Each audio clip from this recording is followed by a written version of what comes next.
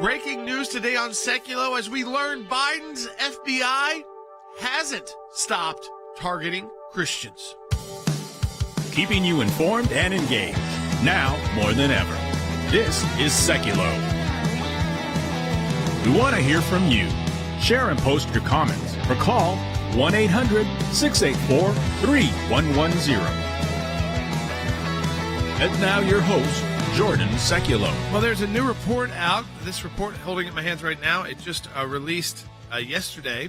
The FBI's breach of religious freedom, the weaponization of law enforcement against Catholic Americans. Remember, they were targeting radical traditionalist Catholics, and they said, you know, after the congressional oversight and they got caught doing this, finally they deleted this, but it was just in Richmond. Well, then we found out it wasn't just in Richmond. It actually was in Richmond, Los Angeles, Milwaukee, Portland, and it was planned to be a nationwide program. We also know now that there was not a single legitimate basis for this memorandum to insert federal law enforcement into Catholic houses of worship. We learned, Dad, that one guy in Richmond used the term to describe himself as a radical traditionalist Catholic. And the FBI even said it was self-described. They could not even determine or define the meaning of a radical traditionalist Catholic, but they prepared, edited, and reviewed a memorandum, went inside Catholic churches, interviewing priests, putting inside informants, even choir directors, because of one individual they were monitoring who used this term self-described. By the way, remember do we have the Christopher Wray bite where he says, this is a one-time thing, this was a one-off, this was the Richmond office only, we've stopped the program. Do we have that bite? Okay, we do have it? Okay, let's go ahead and play it. When we finish our internal review, which will be very soon, we will come back before the committee. Your FBI wrote a memo talking about radical traditional Catholics. I'm just wondering if you could define it for us. Well, what I can tell you is you're referring to the Richmond product, which was a single product by a single field office, which as soon as I found out about it, I was aghast and ordered it withdrawn and removed from FBI systems. Yeah, well, interestingly, it was not a single system. I don't know why they let these guys go up and testify, when in fact it was the FBI information out of Richmond relied on reporting from 3 other field offices, Los Angeles, Milwaukee, and Portland. And also, when they talk about he ordered the deletion of it, the congressional report says not only did he order the deletion of it, they removed all the notes.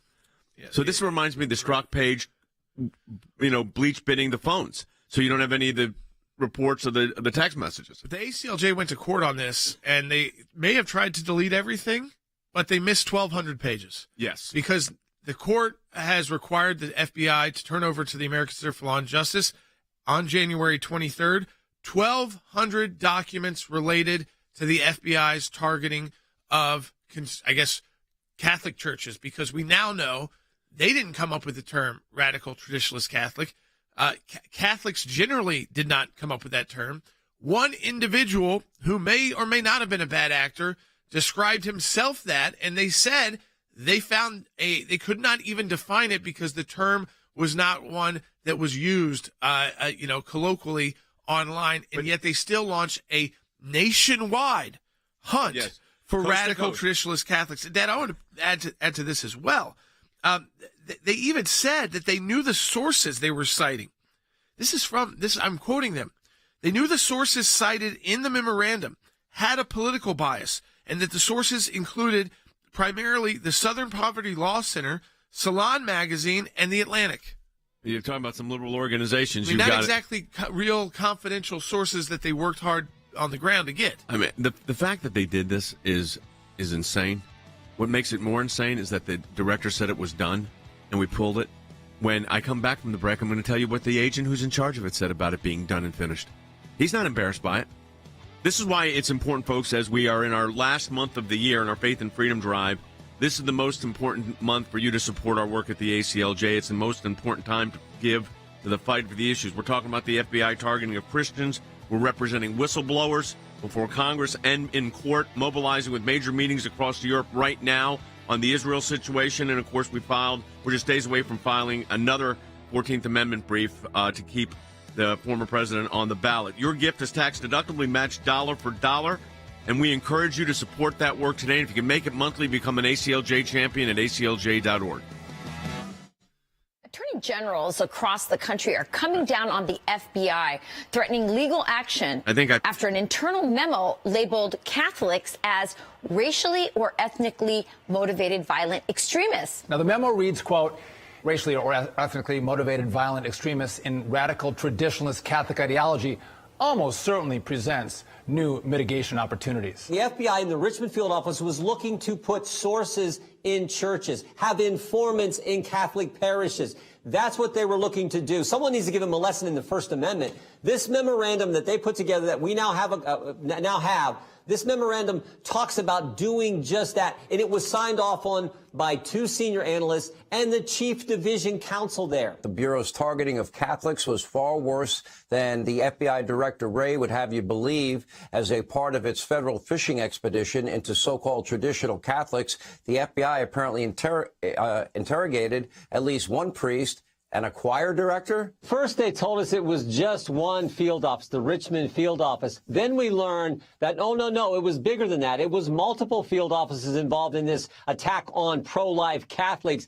And now we learn, as you pointed out, Sean, that the FBI was talking to a priest and a choir director. It's a testimony to just how corrupt the FBI has become. They've labeled traditional Catholics racist, white supremacist, and violent, but didn't explain at all how they were racist or violent, and instead only cited thought crimes for Catholics. If you're pro-life, if you're a traditional Catholic, somehow you're radical, somehow you're an extremist. Remember, this is part of the Justice Department that said if you're a mom and dad going to a school board meeting, you're an extremist as well. So this is the mindset. This is what's so scary, and this is why we don't want to give them more money for a new headquarters, and why we've formed this committee to look at all the things they have done in this area and, of course, in the censorship area.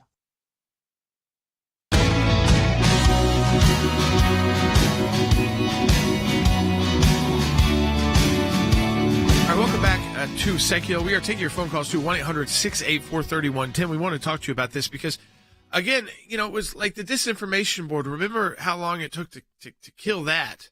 They tried to put a name with it, then they took the name out, but they were still going to do the same work. And, I mean, you got to stay on it with DHS. I have a feeling they've probably, at this point, named it something else and put it away somewhere in the basement doing its work, and hopefully you won't find out about it through congressional oversight. But this weaponization of the government committee has got all of their team looking through this information. And this latest report shows that if this was not exposed, what was going on in Richmond, and then the lies started piling up, it only happened in Richmond. It was only a memo. It was just an idea. Oh, wait, we actually did interview Priest. Actually, we did interview... yeah, but all the documents have now been removed. Except the 1,200 that we've got. We will get access to. So, but yes, so when they were told to take this down off their server, they didn't just take down the memo off the server. They took down what they thought was all of the documents related to it. They didn't want anybody to be touched by it. And again, their main sources were a outside legal group, so a nonprofit liberal group, Southern Poverty Law Center, and 2 liberal magazines. Yeah, I mean that's their sourcing, and they said that's in their own memo. It is problematic that our sourcing is so weak. Yeah, well, here's another thing. When asked under oath whether this program was still going on, question, do you know if the FBI is still pursuing an external product based on the memorandum being the Radical Catholic memorandums? I know internally there's been some discussions throughout the months of a desire to still try and get this information out somehow, but I've not seen anything as of yet.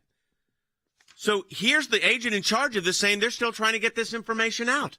So this isn't like they got caught. Whoops, we're never going to do it again. They're still trying to get this information out. I mean, I've never, well, I can't say I've never seen anything like this because I have seen like this. This is reminiscent of the Mueller probe. It reminds me, Jordan, of the exact same trajectory. Yes, it does. Again, the idea that you start and then when you do find out there's something's gone wrong, the phone is destroyed.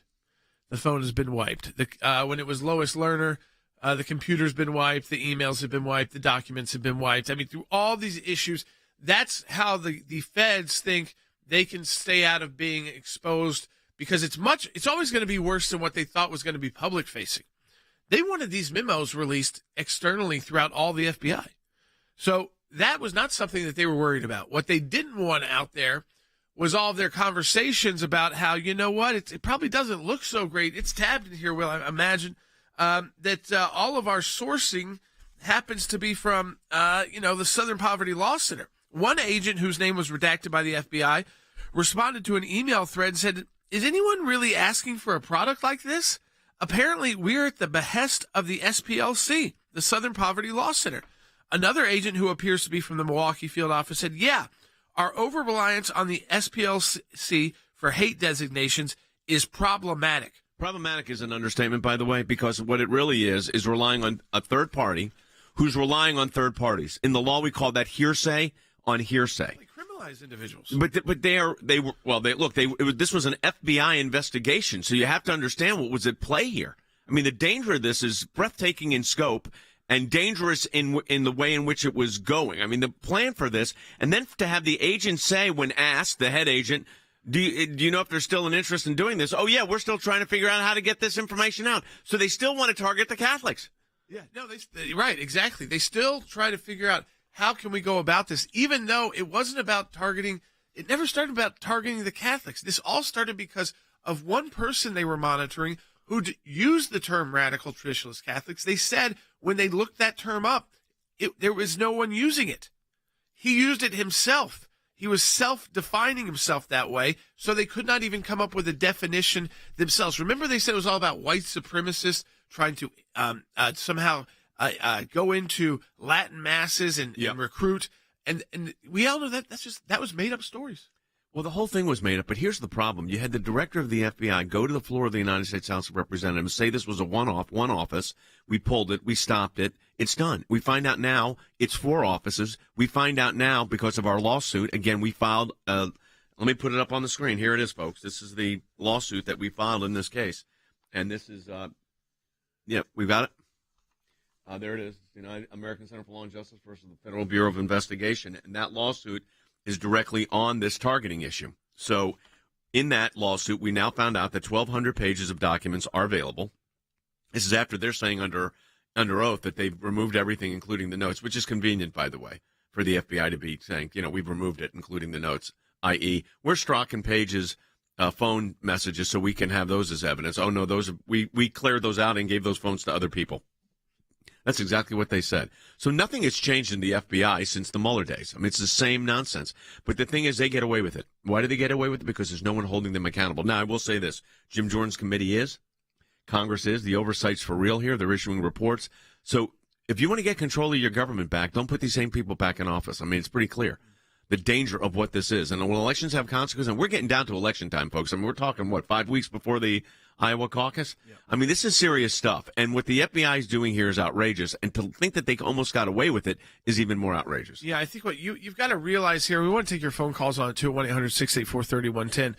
I mean, what if someone in your community just said, well, I'm a radical traditional Baptist, and they decided, you know what, we're going to go into every Baptist church, the FBI. Or I'm a radical traditional evangelical. Just come up with these terms. And it didn't matter that term was only used by that one individual. They are now going to justify going in and putting in. Remember, we know in this situation, at least one undercover FBI agent was put in to a Catholic church in Richmond. So it wasn't all public facing, like, let's go meet with the priest. Let's go meet with the choir director. Now apologizing. Yeah. But they were also going in and sending in, again, confidentially, undercover FBI agents to at least one church. And so you have to wonder now, if you're at a church and somebody comes in and starts asking questions, especially because we're around an election time, and they start asking questions about, well, this seems like a pretty right-wing Christian church. You guys this is a pretty conservative church, conservative pastor. Even if that's true, it's got to kind of like raise alarm bells. Like, why is the person just talking to me about it? Why wouldn't they have known that before if they did a little research on our church that we lean more conservative? And why are they trying to strike this conversation up with me when I've never seen them before at the church? Because they're FBI agents investigating your church, and they're investigating you. And we filed a federal lawsuit, so we're in federal court. And even though the FBI tried to, and Christopher Wray said it, we tried to remove all of the documents. There are 1,200 of them that they have, and we're getting them. And that's why we go to federal court in these cases, folks. And that's why you're supporting the ACLJ. And I need to say this. You talk about a situation like this, which is a total breach of religious freedom, a total breach of the Establishment Clause, church-state relations. to have the government doing this. It's totally outrageous. Having said all of that, with all the outrage there, and then with all the problems there, the idea that we would allow, and this is what concerns me the most here, that we would allow this kind of activity to roll on and not do anything about it would be wrong. And that's why we took direct action. It starts with a letter. That letter then turns into a lawsuit. That lawsuit then turns into an order. That order now requires that documents be sent over to us. And we'll review those documents, and we're going to do that report, and we will send that information to Congress as well, and we will do our own report. But what we know so far is this. It was 4 offices, not 1. They tried to cover it all up by removing it. They were not successful. We know that the agent that's in charge of it says that the agency still wants that information out. So this idea that it's all been gone and removed is just incorrect. We know all of this now. And this lawsuit is only, 4 months old, 5 months old? I mean, I think we've been in court since the summer. Your support of the ACLJ allows that to happen. Now, we are in our Faith and Freedom year-end drive, and it's starting 4 days ago. And this is the most important month. This is the biggest month of the year, as you know. Year-end giving is significant. And we've got the FBI targeting of Christians cases that we're dealing with now. So it's a weaponization of the FBI. We've got whistleblowers from the FBI that we're representing in federal court right now. We've got a team on that.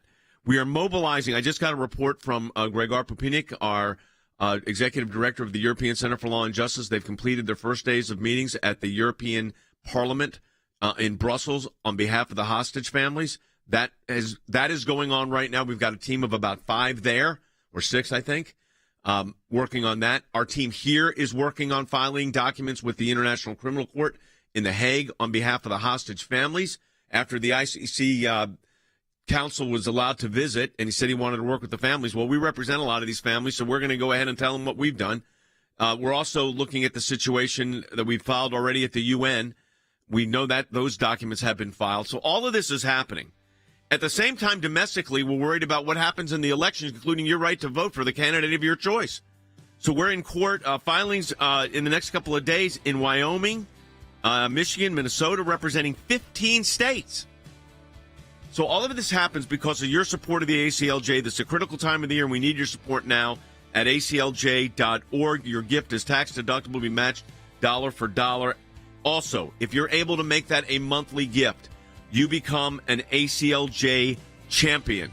Just making that gift monthly. And we encourage you to do that if you're able to do that again. That's at aclj.org. And that monthly gift really is a way for us to build on these kind of cases that you don't expect, like the situation in the Middle East. aclj.org. Your gift is doubled. We'll be back with more in a moment.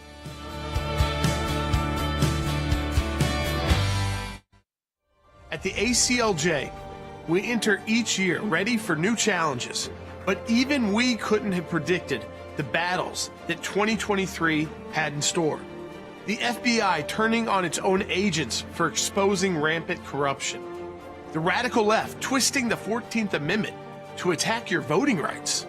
Hamas carrying out the most horrific attack on Israel in history, leaving 1,400 innocent Israelis dead and another 240 abducted. The challenges of 2023 have been daunting and heartbreaking, to say the least. But that's why we are here. When faith and freedom come under attack, the ACLJ takes action. And because of our ACLJ members and champions, we were not only able to take on these legal battles, but we have achieved major victories. These victories encourage us and remind us that these fights are worth fighting. But even with these monumental victories, we know there will be more challenges, more battles, and more surprises in 2024. Not to mention, we are heading into what we believe is a critical presidential election. The attacks on faith, freedom, and the Constitution never stop, but neither does your ACLJ. Our Year in Faith and Freedom drive is underway, and every crucial gift will be doubled to prepare us for the coming legal battles. We are blown away at the generosity and commitment from all of you, and we know that we could not have achieved any of these victories without you, without your unwavering support in 2023. And with your continued support through our Faith and Freedom Drive, we will achieve more victories in 2024. Please donate today. Go to aclj.org.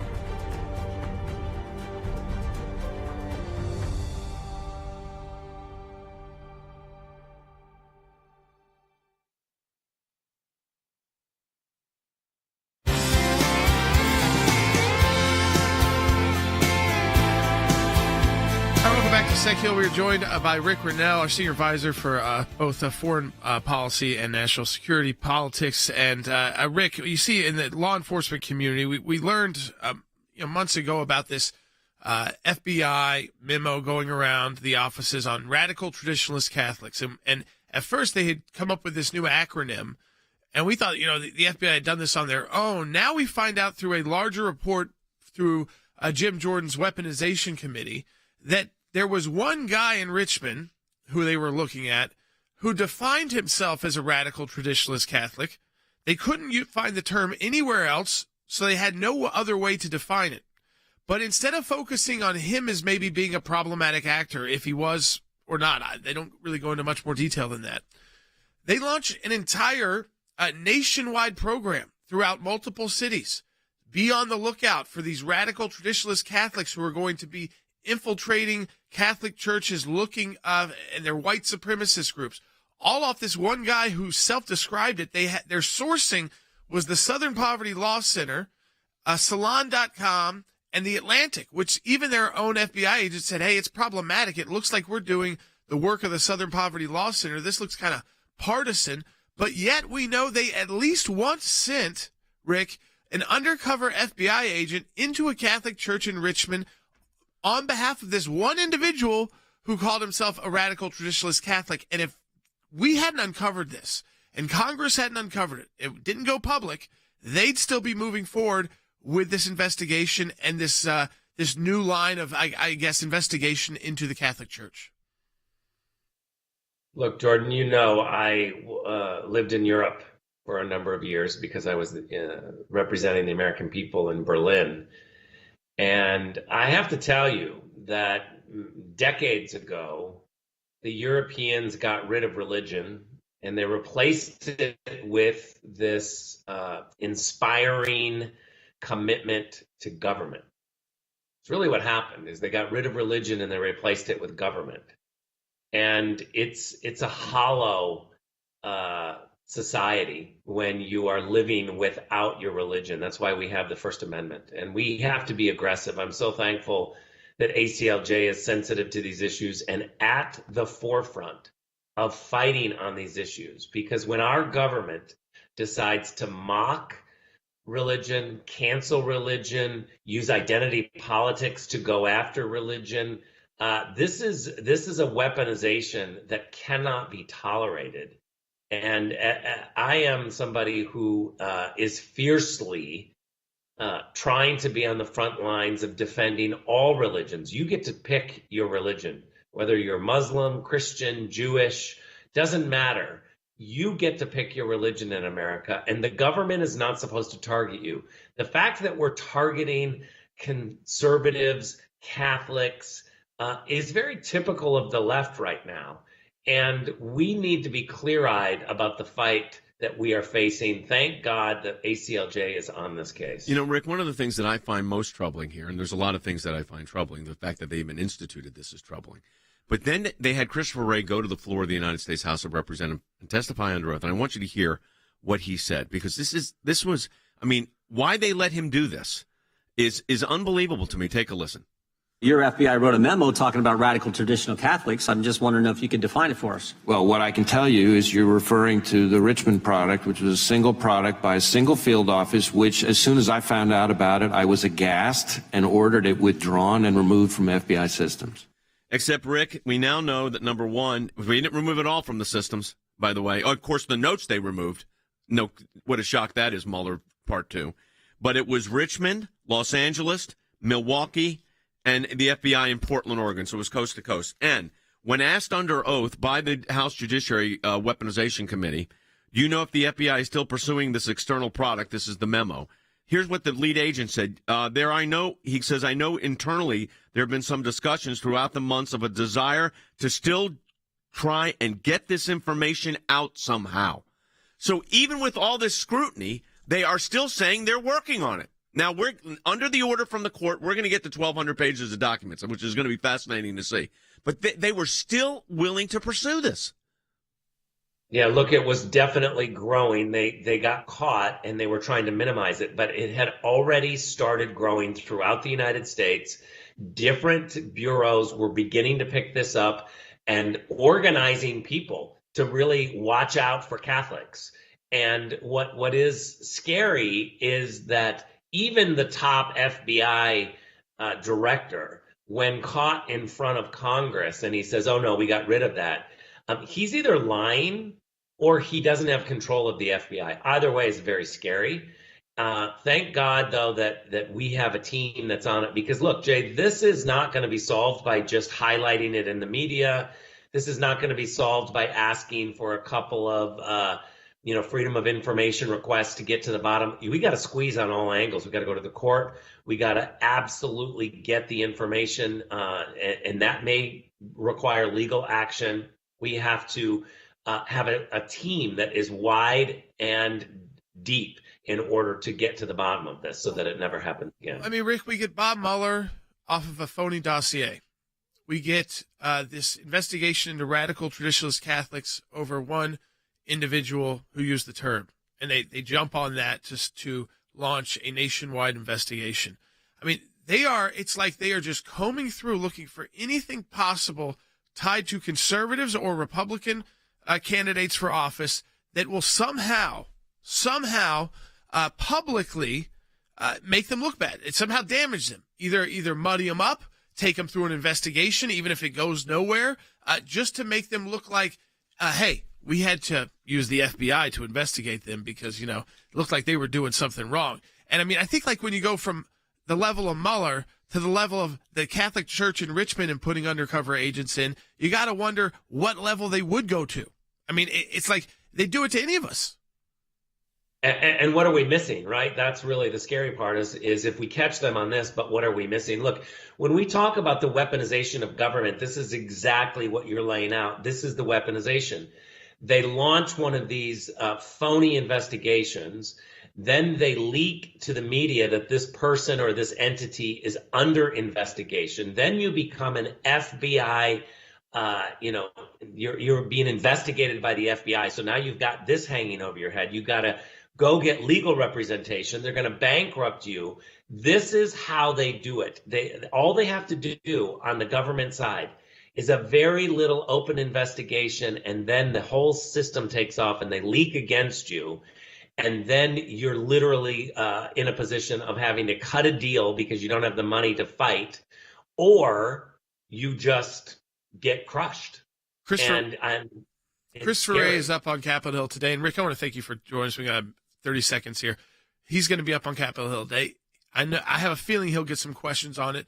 We're going to get 1,200 more documents next month, so we're certainly going to have more questions for the FBI and information to give over to that weaponization committee. But I just want to remind people, folks, we got people like Rick on the team, our attorneys on the team who fight these out over months to get to these documents. And, Dad, that's because of the financial resources available to the ACLJ. When it looks like big and huge, it's the FBI, or it looks like it's war in the Middle East, or it looks like, again, these kind of issues that are too big to take on. They're not too big for the ACLJ, and we're able to build the team necessary to get the work done and to see that justice is ultimately done. And that's absolutely right. And we're encouraging this month to support the work of the ACLJ at aclj.org. When our Faith and Freedom Drive, any amount you donate is doubled. And if you can make that a monthly gift, you become an ACLJ champion. We're over 17,000 ACLJ champions now. Our goal for next year, 30,000 plus. We're at a moment in history we prayed we would never see again. We're experiencing global attacks on our faith and our freedom that we haven't seen in generations. What we are witnessing in Israel could be the precursor to a second Holocaust. This was a full-scale land, sea, and air invasion. Policies have consequences, and look in the world we're in. Russia's fighting with Ukraine. China about to invade Taiwan. The Middle East imploding. Here at the ACLJ, we are uniquely positioned to meet these evil attacks head on. We've assembled an elite legal team in our offices here, in Jerusalem, and around the globe, all thanks to you, our donors. In order to meet legal demands of historical proportions, today we are launching our Faith and Freedom Drive. Your gifts will be doubled, dollar for dollar. We need you now more than ever. The country needs you, the world needs you, and Israel needs you. Have your gift doubled through the ACLJ's Faith and Freedom Drive today. Go to aclj.org. Keeping you informed and engaged. Now more than ever. This is Sekulow. And now your host, Jordan Sekulow. Welcome back to Sekulow, folks. I think, just in these past couple of days, you're seeing just the scope of how busy the ACLJ is right now this year in. And we had attorneys in court representing professors. We had attorneys in court representing the life issue filings there. We've had filings on the 14th Amendment issue in 2 additional states, one where we represent a number of states. So making sure that you're able to choose the primary candidate of your choice if you're voting in the Republican primary because of this move to try and remove President Trump from the ballot. We've had good victories there, but some of those cases are continuing to move up the chain, if you will, of state court or federal court systems. We've got the office in Jerusalem working there with families of hostages. We're working with the government there, working on, of course, what we know will be a major, you're already seeing it, a major attack on Israel through the legal systems internationally and places like the ICC. We've got the experience there. This FBI issue, we've been on it so that right when it started, filing the FOIAs, demanding the information, they thought they got everything deleted, but guess what? They found 1,200 responsive documents that they have to deliver over to the ACLJ at the end of next month. And, Dad, it's just kind of underscores to me because it's so many different kinds of issues. And I'm not even talking about the work we're doing like in Pakistan, representing persecuted Christians every single day who are facing literally life or death sentences. That's going on every single day at the ACLJ through our work because of the financial support of our donors. And this month, as people know, in December, the year end, is the most important month of the year financially to the ACLJ. Well, look where we've deployed people just this week, okay? We've had, in the last 10 days, we've had lawyers in Colorado. We've had lawyers filing cases in Wisconsin. We've had lawyers getting ready to do briefings in West Virginia and Virginia on election-related cases and other First Amendment issues. We've had discovery going on for students that were, told to repeat basically a pornographic drama presentation, and the student was 15 years old, and the ACLJ's there, and then you go, let me take you overseas. Well, I'm getting text messages right now from our European Center for Law and Justice Director, Gregor Pupinik.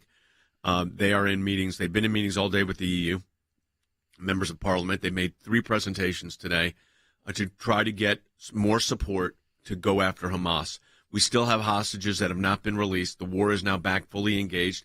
We know that the ICC prosecutor was there in Israel and tried to get towards Gaza. I don't believe he got into Gaza, but he was in Israel. He said he met with the families, and he did meet with some of the families, and he said he wants to work with them. Well, we're going to send a letter in saying, here are the families we represent. This is what happened to them. This is when they were taken. This is their age. We filed with the United Nations already on the committee that deals with this. And you said you want to take action. Well, open up a criminal investigation against Hamas. Finally, for once in your life, ICC, open up a criminal investigation against the bad guys. And not say, well, we're going to look at Israel too, which is what their throw-out is, who complies with international law. And by the way, every time they've been investigated, they comply with international law. They have a complementary legal system. I mean, Hamas doesn't. So condemn it where it needs to be condemned. It took 8 weeks for the UN Committee on Women to come out and oppose, we're going to talk about this, to oppose and say what Hamas did by raping Israeli women was wrong. So your ACLJ, ECLJ, our office in Jerusalem, all of those are engaged. And it doesn't happen without you folks. And this is December. So this means this is the month that counts the most. We are in a faith and freedom drive. You know the cases. I've just gone over them with you. Here's what we need you to do. Support the work of the ACLJ. It's tax deductible. You go to aclj.org/faith and freedom. Right there on the homepage of ACLJ, you can make that donation online. And when you do it, if you're able to do this, this makes a big difference for us. If you can become an ACLJ champion, which means you're going to stand with us each and every month, you make a donation each and every month, that changes radically how we can do our planning. We started this season, October 1st, off with 15,000 ACLJ champions. We are now at over 17,000 ACLJ champions.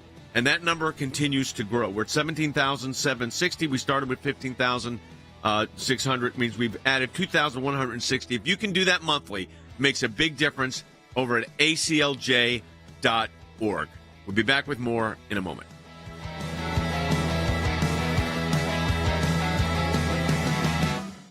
Hamas Hamas has freed 110 of the estimated 240 people taken hostage during the October 7th Hamas attack. An Israeli journalist reported last week that a teacher associated with the UN Relief and Works Agency for Palestinian refugees in the Near East held a hostage in his attic.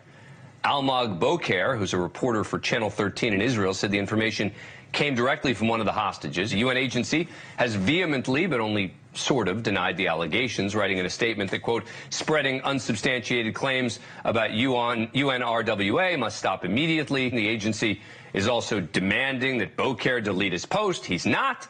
Firing back, it's not an allegation, it's a survivor's testimony, and more testimonies are coming. The UN immediately tries to label it as misinformation and demands it just go away rather than taking it as a credible report from a known credible reporter with a credible news source and looking into it. This is a typical kind of response from UNRWA. We have, over the past several years, brought before them and before the world evidence of UNRWA teachers supporting jihadi terrorism throughout schools of UNRWA in Gaza, Lebanon, Syria, the West Bank, Jordan, and inevitably, UNRWA's response is to deny, to downplay, to try to dismiss any concerns rather than address the problem. One of the key reasons that Republicans in the House just voted in our funding bill for the State Department foreign aid to cut UNRWA, as it's commonly called, from at least the U.S.'s portion of the funding for it, and to cut it out, because not only do we have these types of allegations, but also their teaching, the other types of support they provide are blatantly and known to be anti-Israel and anti-Semitic.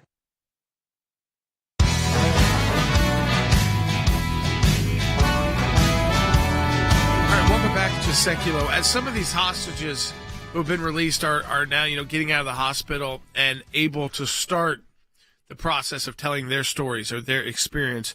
They're horrific. One is really disturbing, and that's because it involves the UN Relief and Works Agency, which is specifically for the Palestinian territories, and receives just from the United States. I just want to explain to you how much of our taxpayer dollars are going to this agency to fund Palestinians. Well, in 2021, it was $338 million. In 2022, it was $344 million. In 2023, this year, to date, so this isn't the full year yet, it's received $269 million, including $73 million just less than, 2 weeks before those horrible attacks on October 7th, where they received an additional $73 million. Under the Biden administration, $951 million has already gone to this UN agency. The Trump administration cut all of the funding, cut every bit of funding on August 31st of 2018 when they came into office. And then Hostage has now recently told the news that they spent nearly 50 days in an attic by a teacher from UNRWA. This is unreal. And that this person, the hostage said the teacher held them captive, was a father of 10 children, was barely provided food or medical attention, locked away by the teacher. Cites that another hostage said that they were held hostage by a Gazan doctor while he was treating children as patients. This is, by the way, this is the tip of the iceberg.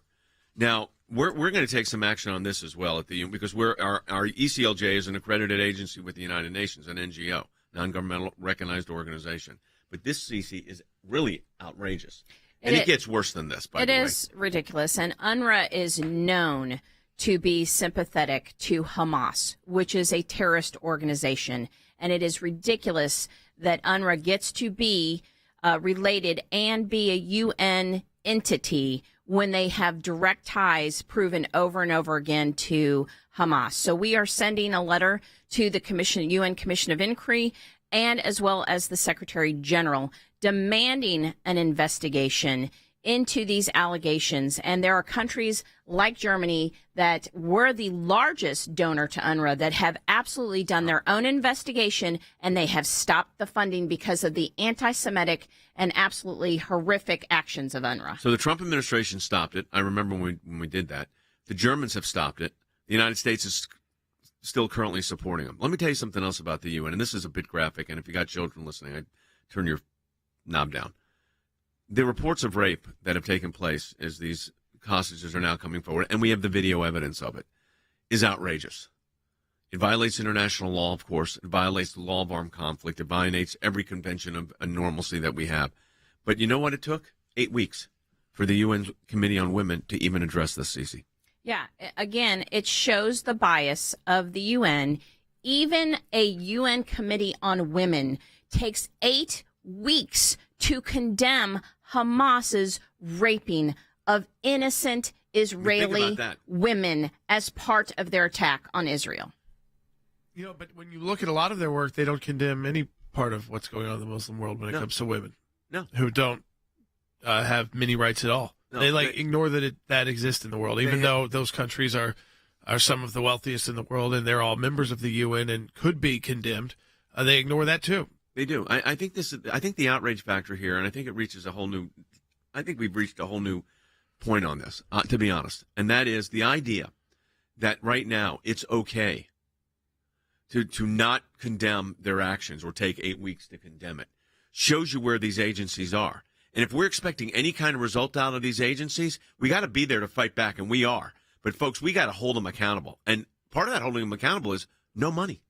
Absolutely. I mean, I think that's an absolute no-brainer that the United States should not be funding UNRWA, which literally has ties to Hamas, which the United States recognizes is a terrorist organization. That is an easy thing to do. Stop this flow of money that is going into UNRWA. Yeah, I mean, the issue is this, though, the politicized nature, whether it's the U.S., the UN, but the U.S. specifically, I mean, it's how much evidence do we need that the money isn't working?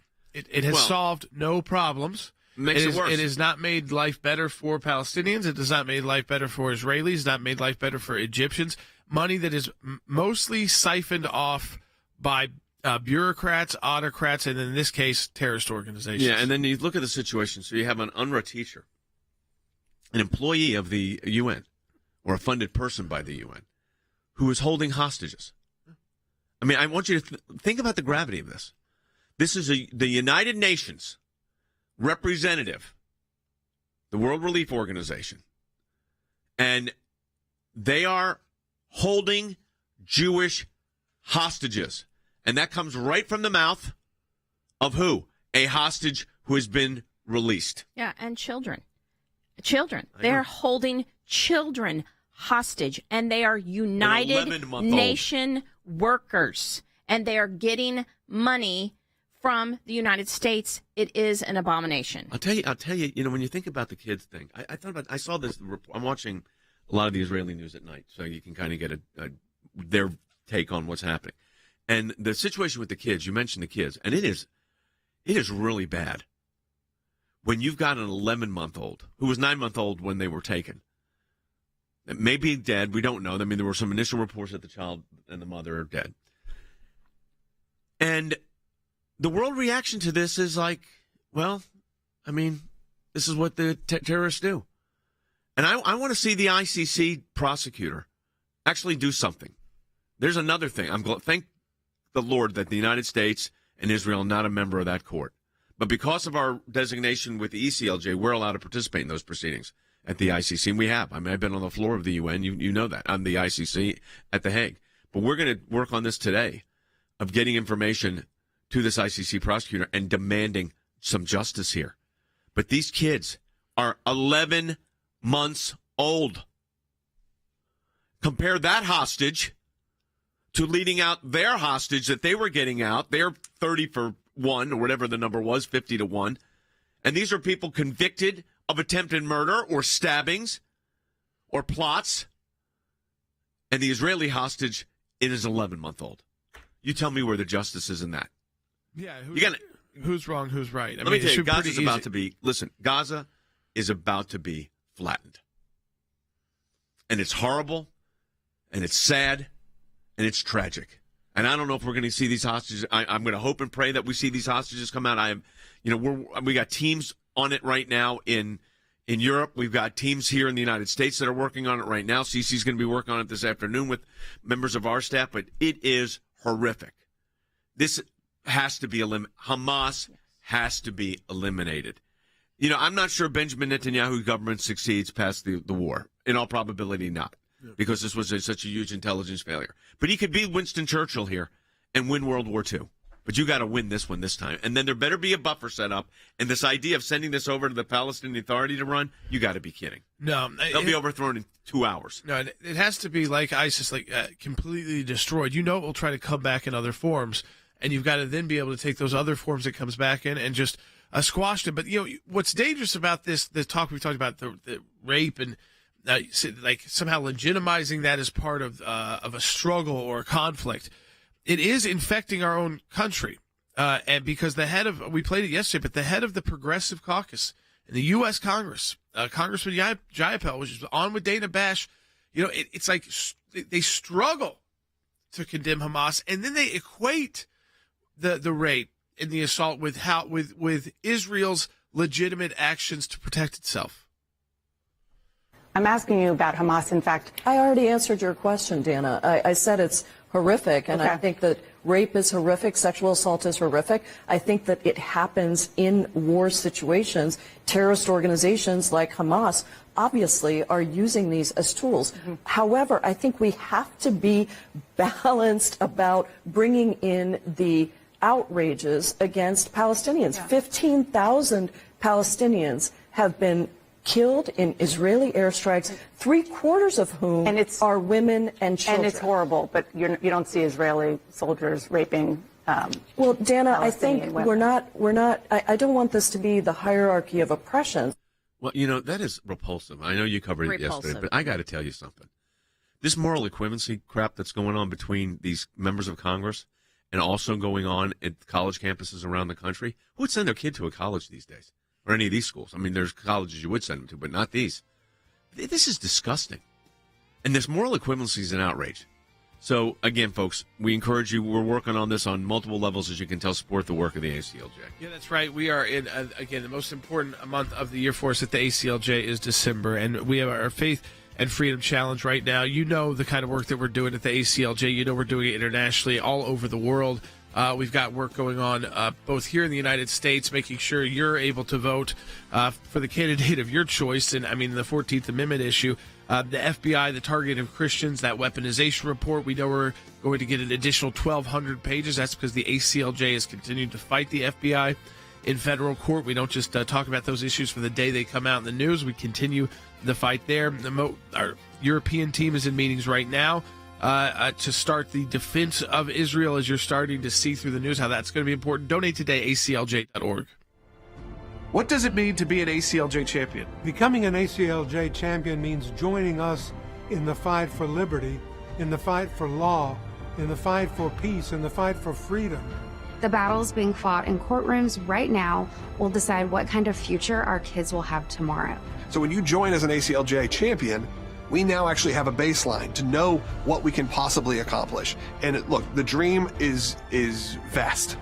Being a champion means that you get to come alongside churches who are being zoned out of properties, who are being forced to obtain liquor licenses simply to operate, coming alongside students who are being told they can't read their Bible in school or even bring it.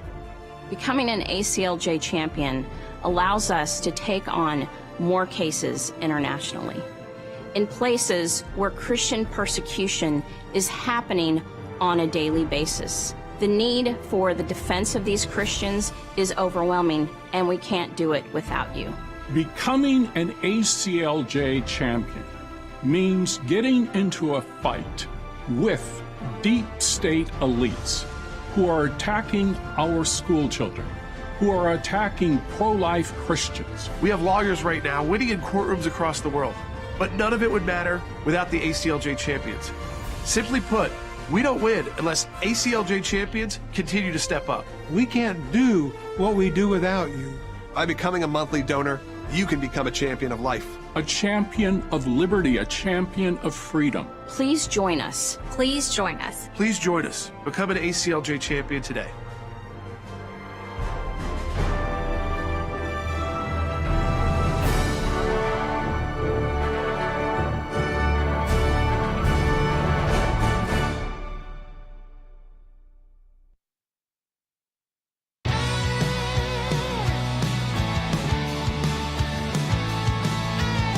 back to Sekulow. We are joined again by Jeff Ballabon, who directs the ACLJ Jerusalem office. He's actually in Tel Aviv right now. And Jeff, just reporting, as we're getting live reporting right now, 3 people have been injured as there's been rocket barrages fired by Hamas into Tel Aviv in just the last hour. So again, just to underscore, these rocket attacks by Hamas have gone deeper and further into Israel and in this war than ever before. Yeah, Israel's under attack. A lot of it obviously has been the south, but plenty of it is coming up here to what they call the center of Israel, Tel Aviv and its surroundings. I am actually right now in a suburb slightly north of Tel Aviv, but in the greater Tel Aviv area, there have been sirens throughout the day. Rockets have landed, even though obviously, thank God for Iron Dome, which takes many of them out in the air, but some have landed and Israelis were wounded. Nobody was killed, thank God. You know, Jeff, one of the things that we were talking about is that in the United Nations Relief Organization, UNRWA, and the nonsense there. I want to put up a picture on the screen for our folks to see. This is an UNRWA supply center, which is supposed to have supplies and items for aid. But you know what else they have in there? Rockets. That's in the UNRWA supply center, Jeff. This is what we're dealing with. How much more do we need, Jay? I mean, the fact that first of all, the fact that you and Jordan and the ACLJ and the whole team are at the UN could not be more important. It's as though, well, I'm not going to say as though, UNRWA seems to be an arm of these terrorists. It seems to provide for them, and it's hard to argue that they're doing it because they're afraid. Because let's face it, other organs of the UN and the UNRWA itself, and that's why President Trump took away funding from UNRWA, and unfortunately President Biden restored it. They, for decades, have been feeding this entire genocidal culture, which dominates Gaza, which dominates the Arabs in Judea and Samaria, and they teach them this idea that one day they're going to wipe out the people of Israel. And UNRWA is doing it. And now you see they're actively involved. We had reports of UNRWA personnel keeping hostages, UNRWA personnel. Now we see, Jay, you just showed it, storing weapons for the terrorists. Well, you know, you mentioned, Jeff, that our European Center for Law and Justice is an accredited NGO with the UN, and this goes to, and we're doing a series of activities there right now that CC's coordinating with our team, and this is just another one. We had the teacher that was taking kids hostage, a UN UNRWA teacher taking kids hostage. I mean, think about this for a moment, folks. With your taxpayer dollars, by the way. And now we have this situation with the armaments. Absolutely. And by the way, at the same time, the UN is telling the world that Israel has to stop, and Israel's the problem. Right. They're literally helping the terrorists. Right. Why are we listening to them? Why are we funding them? You absolutely have a UN agency that has a mandate to function neutrally, and they are absolutely aligned step by step, lockstep, with Hamas, a terrorist organization. It's an abomination, and truthfully, their status needs to be pulled. You know, the Trump administration, we pulled the whole thing.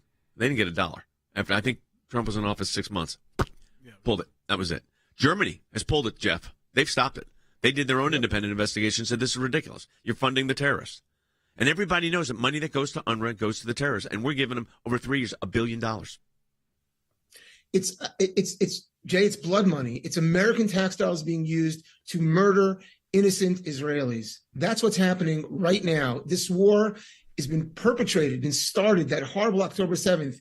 What appears to be absolute UNRWA compliance, complicit. It's unbelievable that our tax dollars are going to fund this. It's outrageous. And again, that they become a source. Today I saw reports that some UN officer was claiming that humanitarian aid was being withheld. And the Israelis who are responsible for lining it up showed pictures saying, we have entire convoys. The UN is getting in the way for some reason. Why are you blaming us? They're just, it's blood libel after blood libel. And around the world, not just in Israel, Jews are suffering for it. Jeff, the other aspect of this, of course, is the conflict now is taken on a different dimension. While we're desperately working to get the hostages relieved, and as you know, our ECLJ team is in Brussels right now. They had a series of meetings today, and there have been about 100 hostages released. Now there's more reports of hostages that were being held that are dead. Not shocked, and I think that number probably goes up. I've been saying that for a long time now. It's starting to get public. You've been in Israel for a couple of weeks now before you come back for the holidays.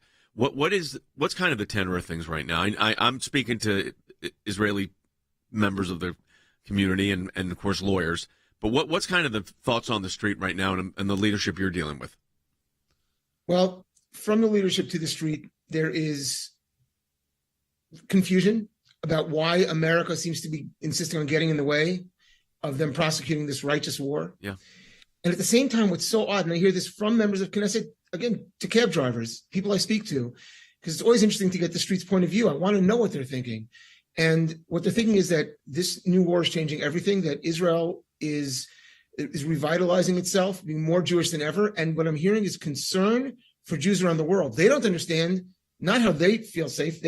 They're fighting a war, but they're fighting a war. They're concerned that the Jews around the world are being attacked and they aren't being protected by their governments. And sometimes the governments are joining in. And what's shocking is this place is in a trauma. It's in a state of war. Every family is combatants in their immediate family. And yet they're concerned more about the safety of America's Jews and Europe's Jews. Shocking. You know, well, they see the same news we see, what's going on in these college campuses. It's unbelievable. I watch this stuff every day. It's unreal. And these presidents of these universities have no backbones, including the Jewish ones. It's unbelievable. I mean, so I will say there's been a handful that have spoken out and said this is outrageous. Some of the law school deans have been pretty vocal about this. But the reality is, I mean, it's a horrific state of affairs right now. I want to go ahead and take Annabelle calling from California. Annabelle, go ahead. You're on the air. Hi.